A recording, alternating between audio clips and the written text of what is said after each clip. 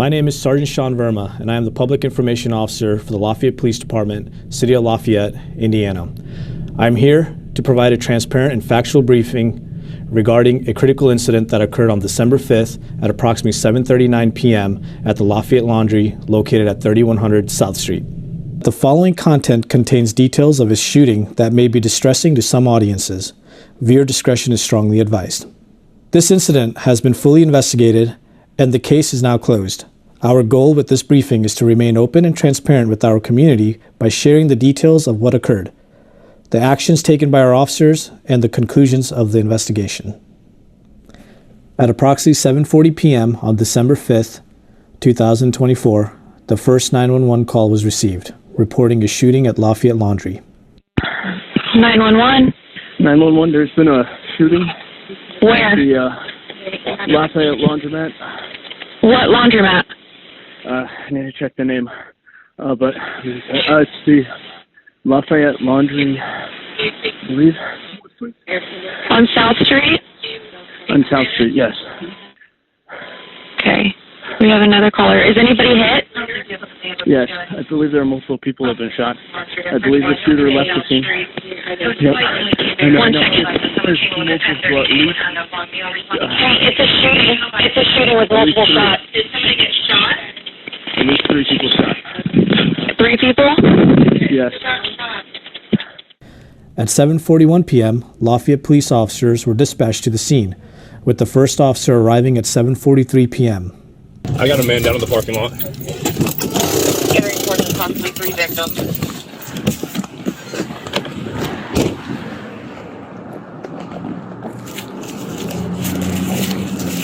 Hey, boss. Older male.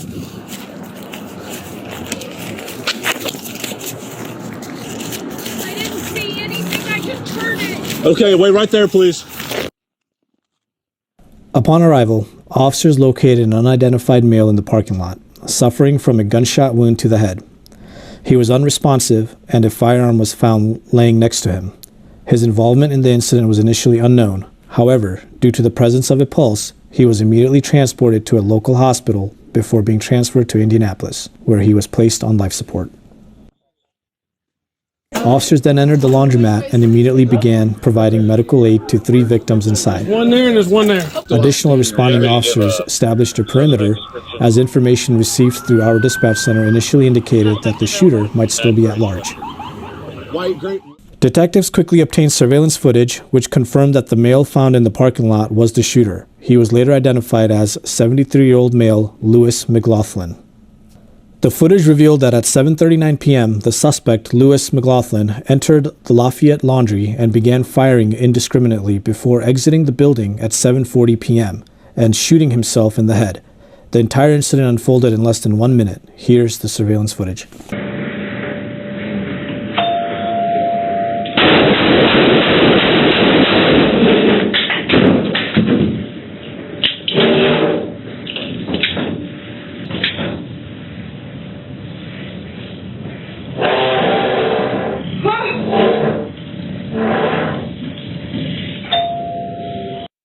Lewis first shot 35-year-old Keith Ford, who was sitting with his back to him.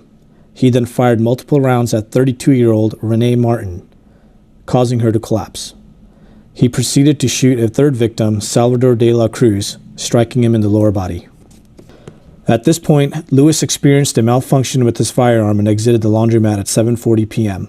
Outside surveillance footage captured him attempting to take his own life by placing the gun to his head. The weapon initially failed to discharge. He then cleared the malfunction, fired a round towards South Street, and immediately followed by shooting himself in the head.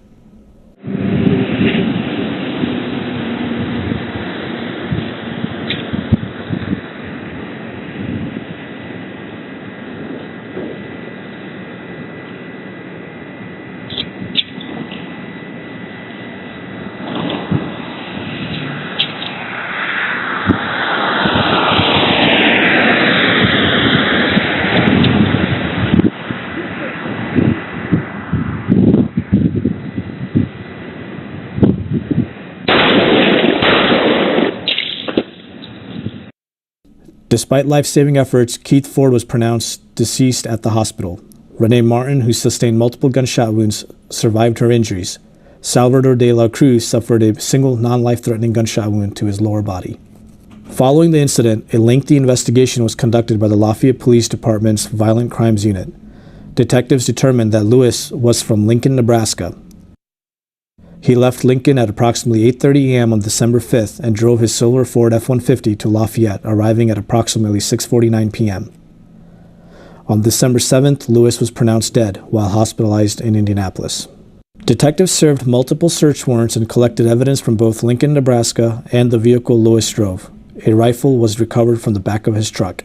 On December 19th, detectives with the Lafayette Violent Crimes Unit were sent to Lincoln, Nebraska to conduct interviews and collect more evidence. During the investigation, several video recordings made by Lewis were discovered. In these recordings, he spoke about his belief that individuals in Indiana, specifically Lafayette, were controlling his mind.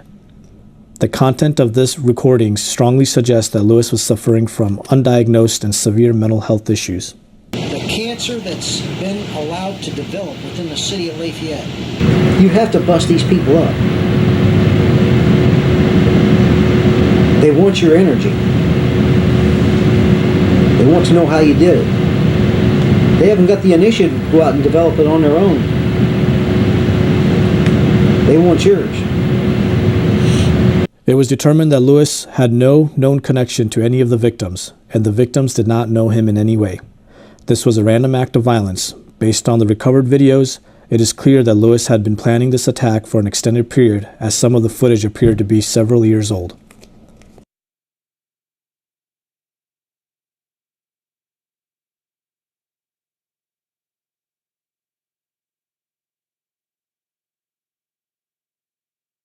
For many years, Lewis's mental health had been in decline, and his delusions about individuals in Lafayette controlling his mind had intensified. While Lewis had lived in Lafayette as a child, his only familiarity with the area was South Street and Earl Avenue, along with nearby businesses. It is believed that he targeted the laundromat simply because it was an open business in an area he recognized. Our hearts go out to the family and loved ones of Keith Ford as they continue to grieve this tragic and senseless loss. We also extend our deepest support to Renee Martin and Salvador de la Cruz as they recover from their injuries and work through the trauma of this horrific event. The Lafayette Police Department remains steadfast in its commitment to protecting and serving the residents of our community. We understand that critical incidents can impact not only those directly involved, but the broader community as well, and we are dedicated to maintaining transparency and professionalism in all aspects of our response. 4. All right, so two things to go on this. One, be talking about the police response to this incident, and then be talking about active shooters in general.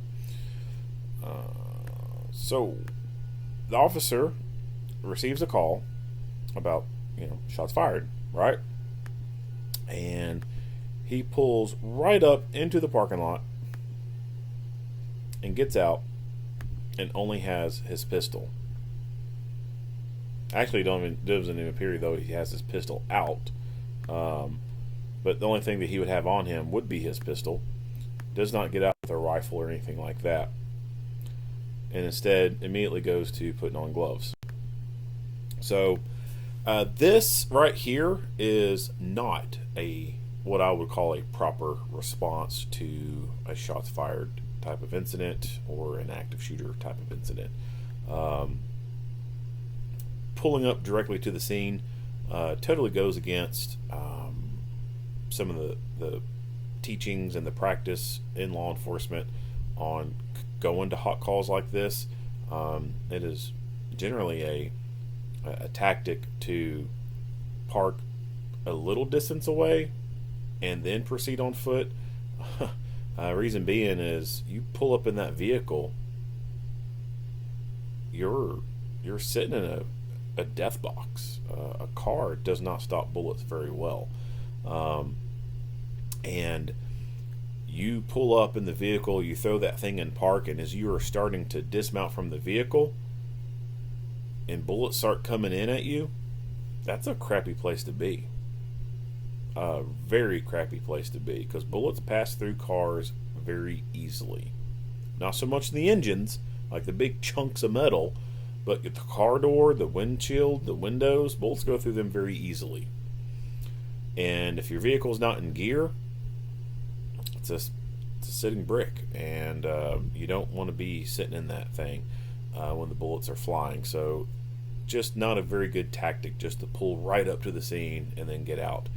Instead, what would have been a better option would be, for example, this gas station down here, pull in, park on the other side of the building, get out on foot, and then approach.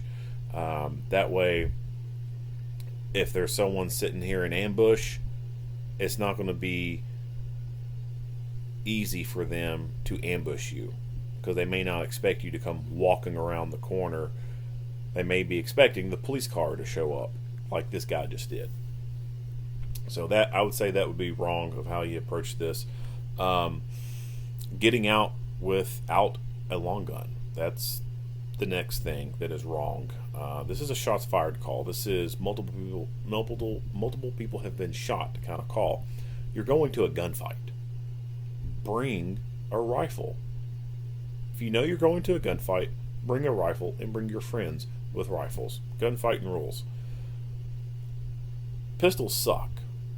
I don't care what kind of pistol you got. I don't care what caliber it is. All pistols suck in comparison to rifles.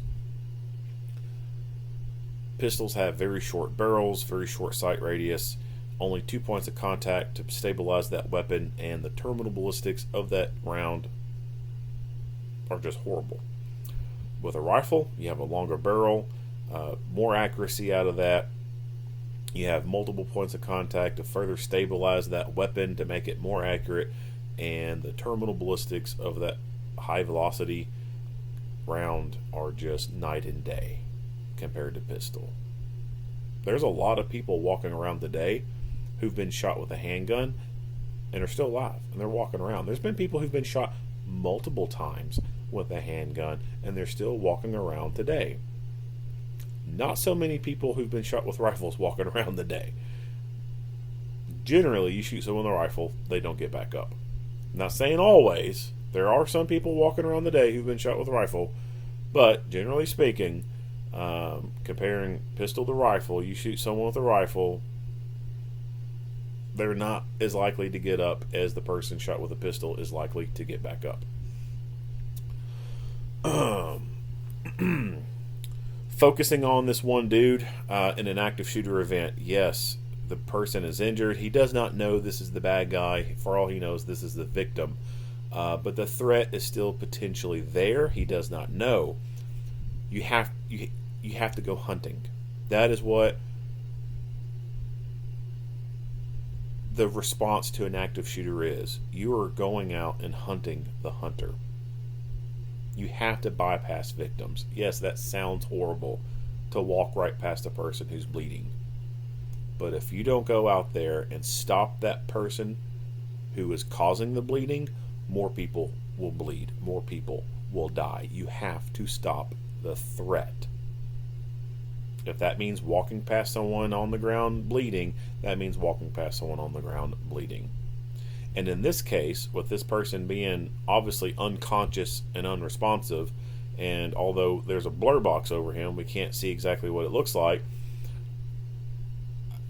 Seeing headshots before, like, this dude's going to have blood coming out of his head. So this officer should be able to look down and see that this dude has a gunshot wound to the head. There ain't shit he going to be able to do for him. Yeah, you can provide first aid to him. You can do breathing for him. But when it comes to mass casualty, to triage, you skip this dude. He's non-viable. You go on to the next person whose chances of survival could increase with whatever pre-hospital trauma care that you could provide. That's triage. You skip the ones who are probably not going to make it, and you go to the ones who could make it with some intervention. So stopping for this guy just makes no sense to me. He's like, yeah, he's still technically alive, but a gunshot wound to the head, he's fucking dead. Skip him. Just walk by him. And go hunt the hunter. Yes, obviously we know now that this is the hunter. He's down.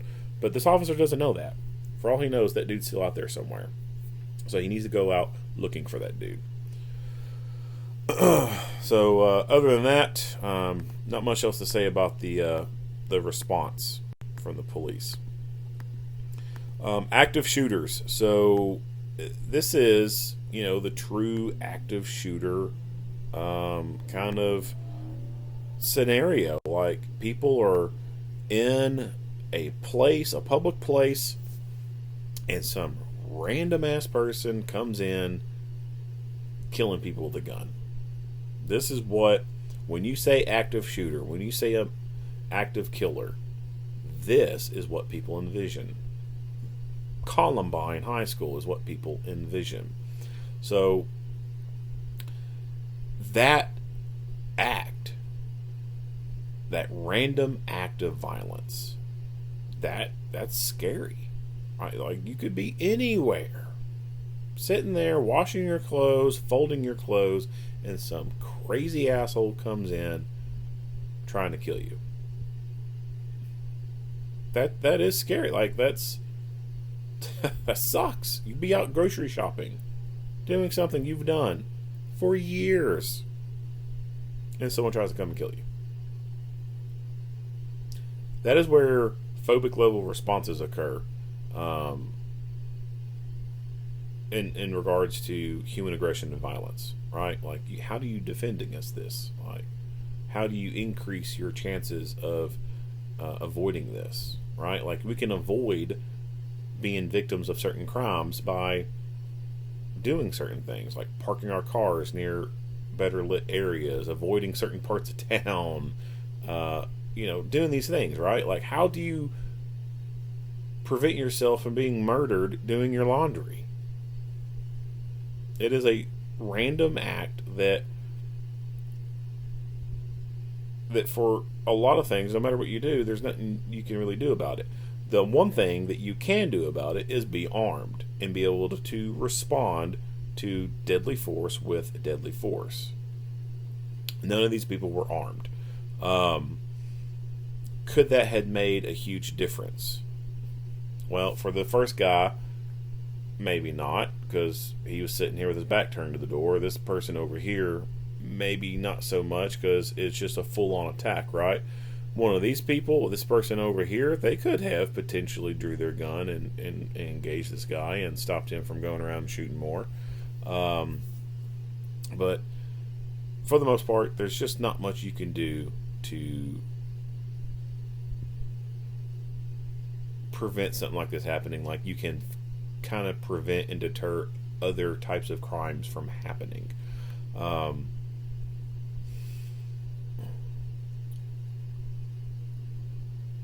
The guy ends up having a malfunction with his pistol, and this actually occurs with some frequency a lot.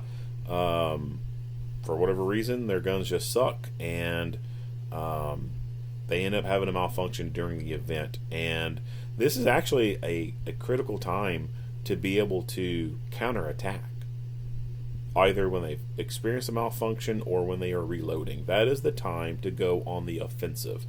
The gun is not a gun anymore in a sense of a gun going bang. It's now a hammer. It can be hard to charge after a person when they've got a working gun and it's going bang, bang, bang, bang, bang. It's a whole lot easier to charge a person when that gun is not going bang and can't go bang because they've had some kind of malfunction or because it's just out of bang, right? So if someone was physically capable of mounting a counterattack, now's the time to do it. Go in there, bum rush that dude. Try to take his head off. Take a stool, a chair, bash him over the head. Take the damn gun from him and use that gun as a hammer and beat his fucking skull in. Rearrange his dentures.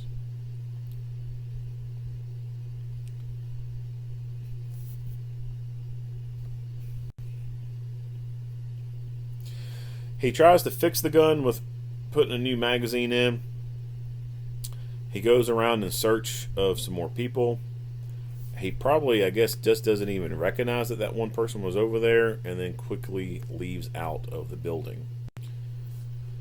He attempts to go unsubscribe himself from life, but ends up having another malfunction with the gun. And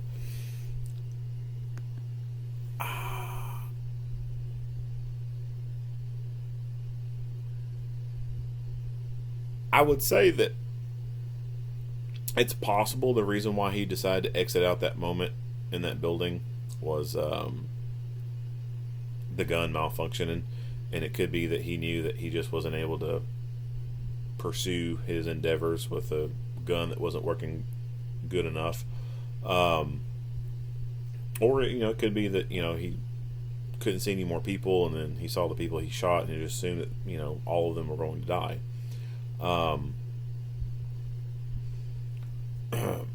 But this is them having a malfunctioning gun is best case scenario, or better case scenario. Best case scenario is they just don't do it at all, right? Best case scenario is they just decide to unsubscribe themselves from life in their own home and never go out and try to harm anyone else. That's best case scenario. But better case scenario is these people don't have a good working gun.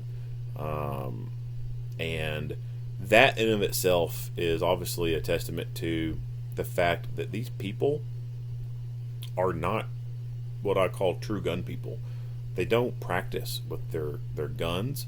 If they do practice, it's very minimal, just to go over the operation of that gun, like how to shoot it, right? Like they don't train with it. They don't truly practice with it. They don't become proficient with it. They don't maintain their gun in a fighting condition. They don't keep it cleaned and cared for in a manner where it's going to reliably run. They may choose inferior weapons that just don't run very good at all. And so this, just like most of all these other incidents, goes to show that these people are untrained in what they're doing. They just happen to own a gun. They have not embraced that martial lifestyle. And although they do have some success in killing people and injuring people, their success rate is always going to be low because they're untrained.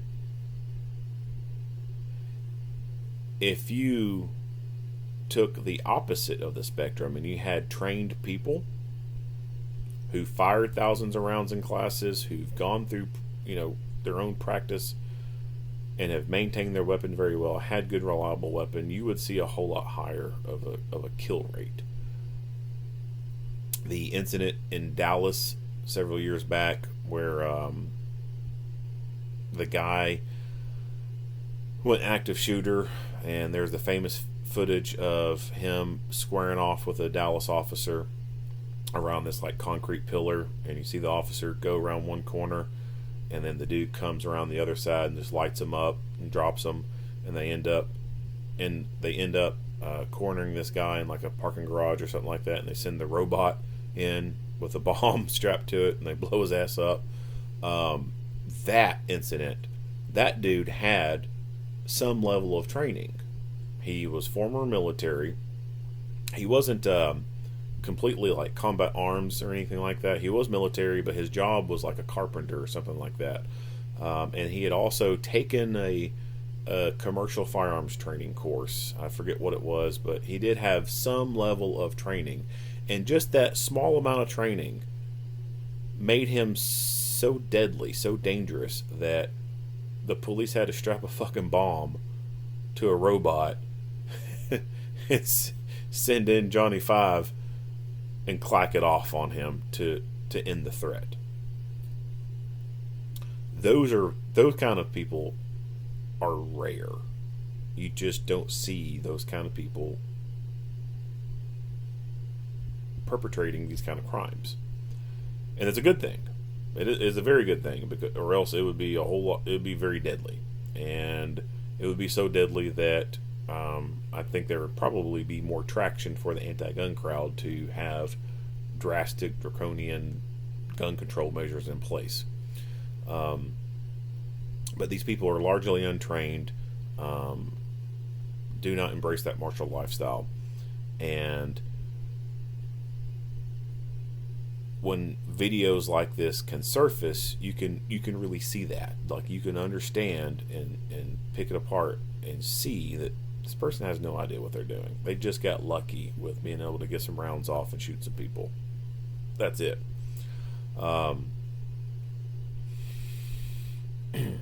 And when you see the responders who are supposed to be trained in responding to this, when you see them pull up to a scene here and they don't get out with the proper tools, they don't get out with a rifle, they don't go looking for the killer,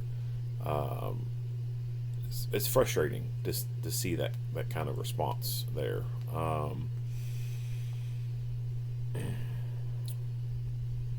But anyway, so active shooters, some of them, they do this. They go commit the act and then they unsubscribe themselves from life afterwards.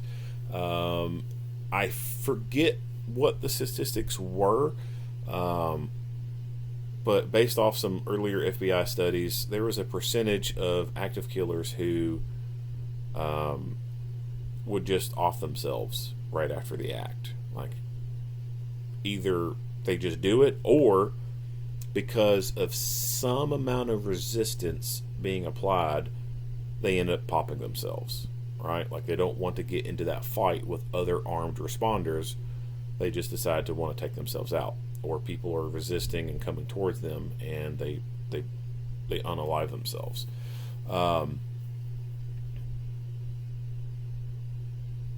The other ways these incidents stop is people fight back, either armed or unarmed, and there's a surprising number of incidents where unarmed people fight back and wrestle these people down to the ground. And what I was talking about earlier, when the gun goes down, when it stops going bang, that is prime time to counterattack, and that is when people who have been unarmed did their thing. They counterattacked. They went after them. And incidents like that cause these situations to stop, and then your armed response causes these things to stop. And with armed response, unfortunately, we do not see a whole lot of armed citizens stopping these things. It has happened. We have had armed citizens stop these things, but the number of them is very low. And so when it comes to the armed response stopping it, it's usually coming from the law enforcement or security side, coming in and stopping the threat. And with that, it's either them putting bullets into the bad guy, or because of their presence coming there and about to use force or have used some force, it can cause these people to unsubscribe themselves from life. So just that resistance coming in causes them to pop themselves.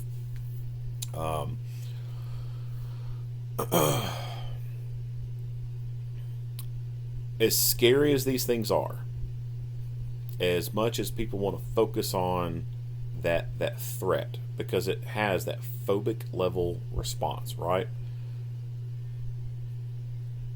In all reality, these kinds of threats are very low, very minimal. It is a threat. It does happen, and it has happened with some frequency to where there's a term, there's a word for it, right? Like active shooter. It's happened enough times that there's actually a word for it.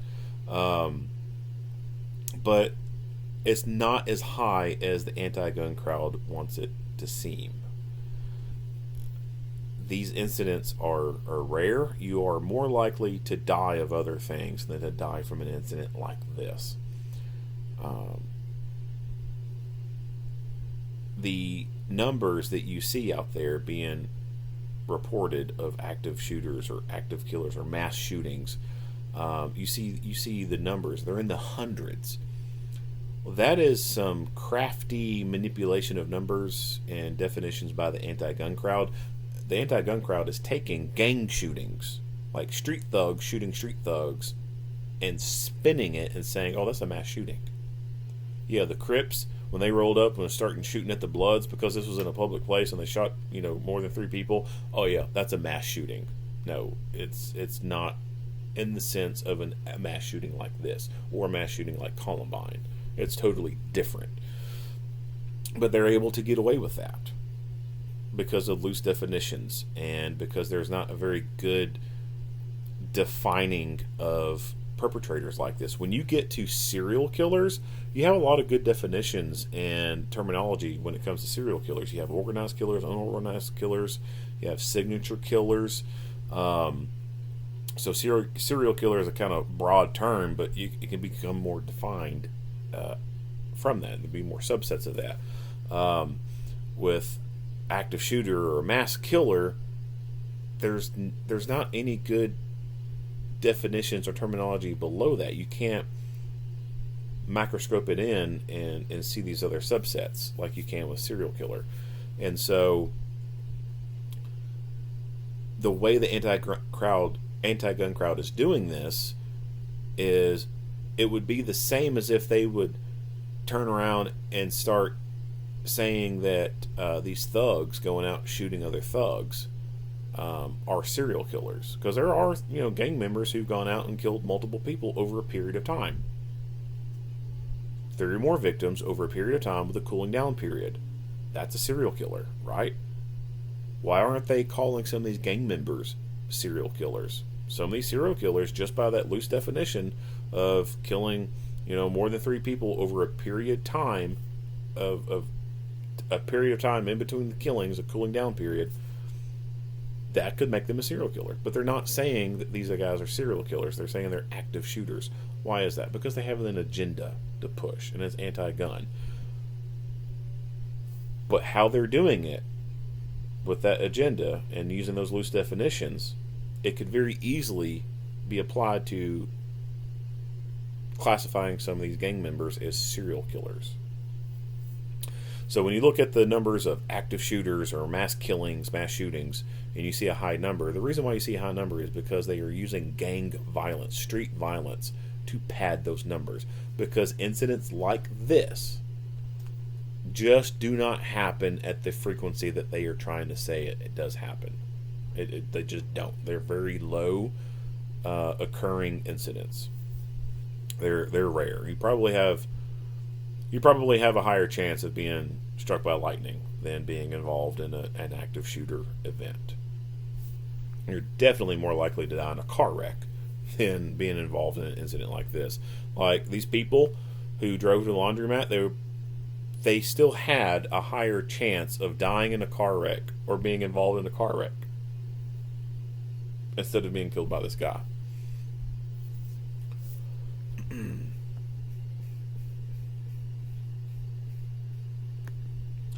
Why he didn't use the rifle, no idea. Obviously the guy was not of right mindset. He's out there, right? Like he's out there. And even watching this small snippet of a video, you can tell there's something off about this guy. There's just something not right about him. And this one is kind of chilling. These people, it's not like it happened right then and there and they decided that they were going to go out and kill people. They've thought about this before. Right now, there is a person who is going to become an active killer. Maybe a month from now, maybe a year from now, maybe 5 years from now. They're going to go do the thing. It's not going to be today. But today, they're thinking about it. They're fantasizing about it. They're thinking about killing people. They're daydreaming about killing people. They're watching videos and researching active killer incidents. So as you're listening to this, realize that somewhere out there in the world, there's someone thinking about killing people. They're thinking about going to a public place and murdering people they have no connection to. What are you going to do about it?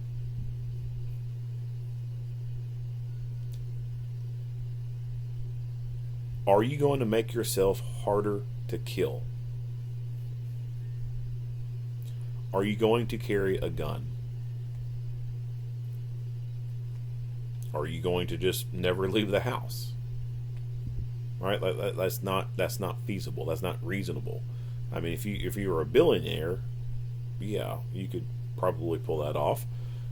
Normal people, you can't pull that off. You can't never leave the house. You got to go out. You got to go work. You got to go do stuff, right? How are you going to increase your survivability for something like this? How are you going to increase your survivability for just general crime out there, like where there's violent offenders, gang members, gang bangers, street thugs, career criminals who are out there burglarizing and robbing, and boom, you're in the wrong place, wrong time, you're a witness, they might want to get rid of you. How are you going to make yourself hard to kill? And the answer is to carry a gun. It's not just owning a gun. You can't just own a gun and think it's going to be like this talisman that's going to ward off bad spirits. No, you have to have it on you. Just because your car comes equipped with a seatbelt doesn't mean that just because there's a seatbelt in the car that you're going to survive a crash. No, you have to be wearing that damn seatbelt. All right, it has to be on. It has to be clicked in. Same thing with the gun. You have to have it on you. You have to be able to pull it out and use it in a moment's notice.